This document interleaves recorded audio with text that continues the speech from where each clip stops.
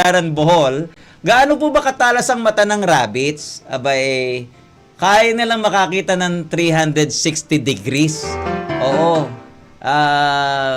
Ano yan, malaking tulong yan upang matunugan nila kaagad ang predator o gustong kumain sa kanila. Yan, oo. Ginagamit nila yun, hindi para maging peeping tom. Ha? Yung iba kasi matalas ang mata kasi naninilip lang. Diba? Ito hindi, para makahuli ng...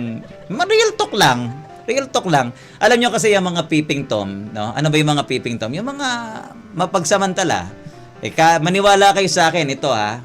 Hindi to true experience, engineer ha. Sama ng tingin mo sa akin. Ano to? Hindi to by experience ha. Ano to? Based on research, no? Yung mga peeping tom na yan, kahit anong taas ng pader, magagawa ng paraan, magiging parang spider at gecko yan, maniwala ka. Ma-achieve lang yung kailangan nilang malaman. Galing, wag nyo tutularan yan, ha? Hindi natin tinotolerate. Yung rabbit, matalas ang mata for predator, hindi para magsamantala. Galing po kay Lance